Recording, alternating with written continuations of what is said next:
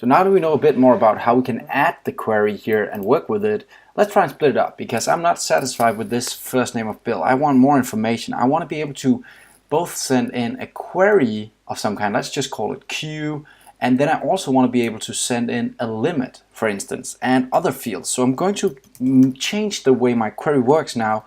So I can also add maybe limit, and I could also add from equals to. I could also add order by equal whatever. I could keep going here, right?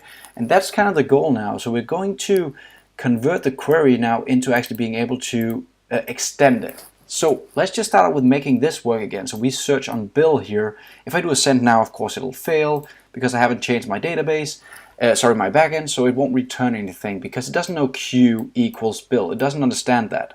And if we look at what it actually sent to the backend, it just says, instead of first name now, it says Q Bill.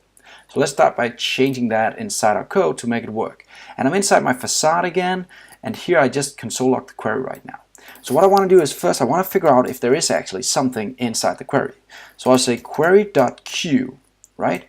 If query.q, that means that there's something coming in from the outside. The Q is actually something, right? Before I do that, I want to create a new object. So I'll just make a variable here and call it query object, like this, equals an empty object, right? So now we have a query object. Now, if something pops up here, what I want to do with the query object is I want to create a new object where the first name, just to get this to work like we had before, is actually going to be exactly what Q says right now.